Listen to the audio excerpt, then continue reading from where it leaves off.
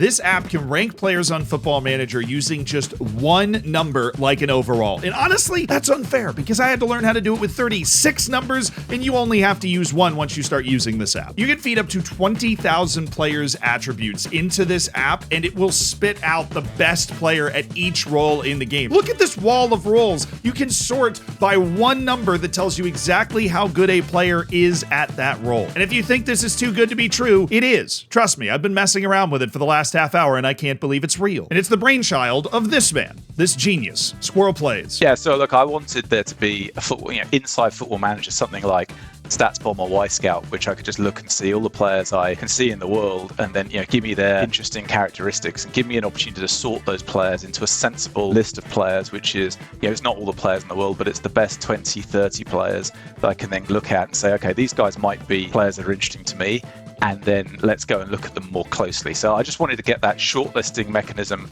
that little bit more thoughtful and linked to the roles in my tactic than you can get kind of within Football Manager. So that's where I started using coding to try and figure that out for myself. I then posted it out publicly that was what I was doing, and immediately got the feedback of, well, what about all the other roles in the game? And it turns out there are 85 roles in the game. So I came up with a systematic way of looking at the roles, and that meant that you could build a score for any player to fit any role in any tactic. And then just to automate that process and make it simpler, I then, with a couple of guys, made that into an app so that you don't need to go through the coding steps to be able to use it. And now the app is so easy to use that you just click on this little plus, select whichever role you want to use. I'm feeling inverted wingback on attack today. And then you just click upload, and it will give you one number rating the ability of everybody on the list that you've uploaded in terms of being an inverted wingback on attack. So shout out to my boy Bobby Rogers for being the best one in the taunt and save database at being an inverted wingback. Well, let's say I don't want to look at inverted wingbacks. I want to look at false 9 on support. Well, I just click that, click re-upload, and in a matter of seconds, we have false 9s rated by one number from the entire database. Congratulations to Gaetan Barrier. He is the best false 9 in the game. And if you're looking at this thinking that this is game breaking, that this is about to ruin the Football Manager experience, this is actually entirely subjective. It's just very well researched. So each player's got on the screen, you can see for each of the roles, you can see green and blue attributes. The game's telling you the green ones are the more important, the blue ones are slightly less important. So there's weightings there. And in addition, there was some helpful work that was posted on FM Arena from some developers of a basketball game who were trying to backsolve Football Manager, found which they thought were the most interesting, important attributes. So I've put that into the calculations as well. Some of the calculations from those guys demonstrate that some of the attributes seem to be much more important than others, most obviously pace, acceleration, work rate for some guys, and so on. If you look at the players that play between the boxes, so the midfielders and the wing backs, you're looking at work rate and you're looking at stamina. If you're looking at players that play in the boxes, then you're looking at things like composure, for the defensive players, jumping reach, and then for goalkeepers, you've got agility and reflexes. So those go on top of the green and blue ones as sort of more important still, and the weightings attempt to cover that for each and all the roles. So if you take, for example, target forward and then you do false 9, and you do that for all the players in the game at the very beginning of the game. So for false 9, you'll see guys like Messi come up. But then if you do target forward, you'll see Giroud, Lukaku, Calvert-Lewin, people like that coming nearer to the top because that's the attributes that fit that role. And let's say you don't agree with what this genius has come up with when it comes to weighting the roles. You can actually change the way the roles are weighted in the app itself. Let's say I'm looking at false 9 and I'm not happy with the way things are weighted. Well, I click on these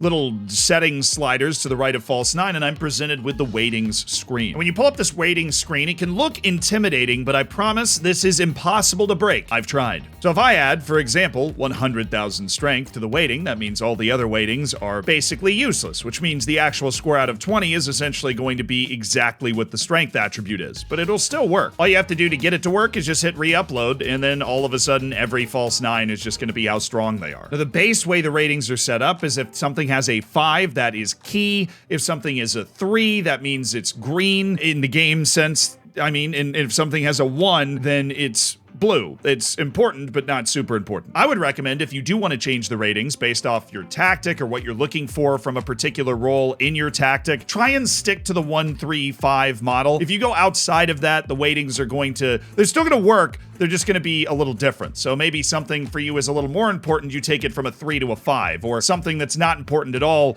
in the base sense of the role is more important to you, so you take it from a 0 to a 1, or a 3, or a 5, or 100!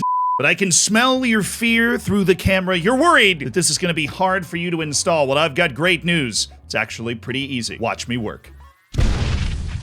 How to use. Click here to download the views needed to export data from FM. So you should probably click there. You'll be taken to a media fire link, and then you'll click download. At which point you will download the files into your Football Manager folder. Now on Windows, this is Documents. In Documents, you go to Sports Interactive, then you go to Football Manager 2024, and then you can just save it here. I obviously have already saved it here. It's a zip file, which if you don't know what that is, welcome to the 21st century. Once you have FM24 files, you go in, and then when you go in, you either have the Mac section or the Views section. In the Views section, you're just gonna click in, copy all of these, and then there should already be a folder if you go back to the Football Manager folder where you can go into Views, and then just Control V. I've already done that, obviously. I have the app working, unlike you losers.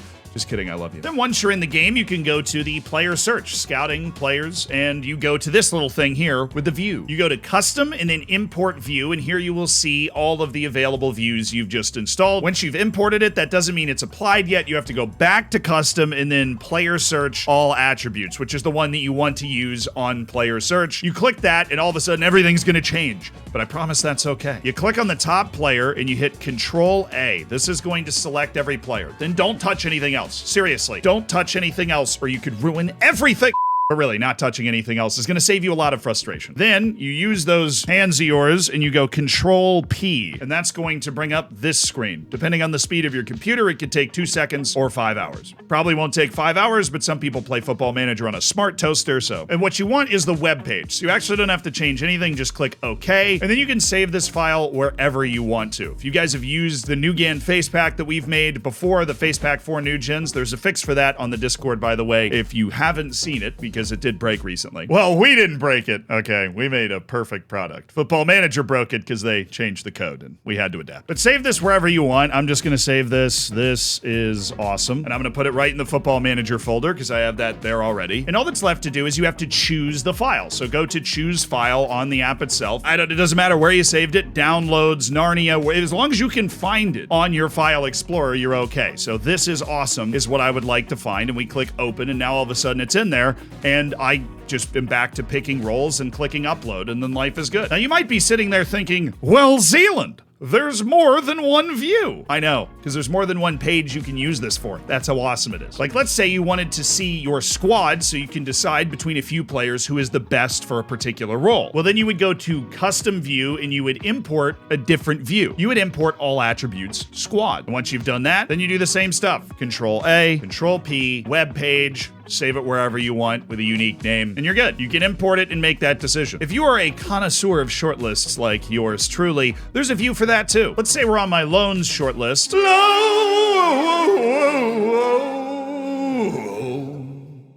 On this loan shortlist, understandably because I'm me, I have a fair few players. Nah, just kidding, it's only like 200 something. But you would have believed if it was 10,000. You would have. But here we're gonna have the exact same process. You go to custom, and then you're going to import a view, and then there's all attributes shortlist. If you can read, which again I believe is at least 50% of us, then this should be fairly intuitive. And once that view is imported, then you just go through the same web page process, and you have your shortlist. Once you've mastered these simple steps, you're working with a tool that can completely change the way you look at your squad, the way you look at your shortlist, and the way you scout for players in the overall player search. But there are some important things to know so that you can get the most out of this tool. The way I do it is I use it to rank players within a specific role, within a specific profile to fit my tactic. Yes, all the scores are out of 20, and yes, you can compare one role against another.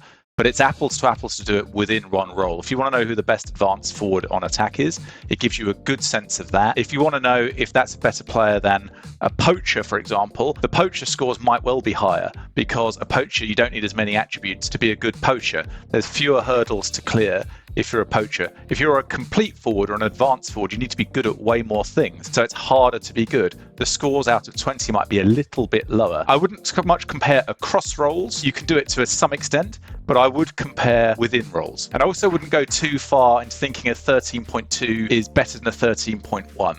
It gives you a sense which one is better, but let's not be over precise about it. You still need to look at the actual players. There's no way to avoid just having to look at the players. at the end of the day. It'll get you down to the best 5 or 10, and then you can have a real good look at those players. And there is one caveat, one thing that you actually can't do in the app yet, which is filter by the position the players actually know how to play. So for example, if you're looking for a libero, you might end up with some defensive midfielders in there that can't actually play center back. The way to counteract that is to go into the player search itself, or to your squad, or to your short list, and filter by players that know how to play that position. Unless, of course, you're looking for somebody that maybe you would want to retrain into a position that they would be particularly good at. And there is one more thing that I wanted to ask Squirrel Plays about, for the people that really love to tinker, like me. So when I make changes to the weighting of various roles, are those changes saved? Yeah, it'll save in your browser cookies. I would recommend just taking a screenshot or something, so that if something goes wrong, you know exactly what you had. You can recreate it instantly. But yeah, it should save in your browser cookies. It should be there. But wait. There is one more grand concern, as long as you're one of those people that plays with attribute masking on, is that sometimes you don't know all of the attributes of a player. Don't worry, this app can actually handle that and still give you an idea of how good a player is. So look, it just takes the midpoint. So if you've got a player that's got pace 8 to 10, it's just going to take 9. If it doesn't know an attribute at all, it'll take 0. So what you'll find is the more you learn about players, the scores will increase, and then the scores will refine as your scouts know more about players and those ranges go away and are replaced by single point numbers. So you can use this to tell the scouts which players are most interesting, and to focus them on looking at the most interesting players towards the top of the list. And thus a brilliant scouting app was born. One that just uses the information that's already available to you in the game without going behind the scenes at all. This isn't using current ability or potential ability or hidden attributes. This is just using the attributes you can see in the game and crunching those numbers to distill it into one number for your brain. And honestly, it's just kind of cool to play around with. Huge thank you to the Zealand research team for not only finding this, but working with Squirrel Plays himself to help come up with different moddable features for the app and to just continue to make it better. Do subscribe to Squirrel Plays. He's got awesome content around this type of stuff. His most recent guide about this app is linked in the description as well, and that goes in an even deeper dive about its functionality and the different things that you can do in it. I highly recommend checking that out. And again, a huge thank you to the Zealand research team as well, who is on this call but did not want to participate in the actual on-camera part of it because they wanted to remain anonymous. It's because it's Miles. He just doesn't want anybody to know. I said it. I said what I said.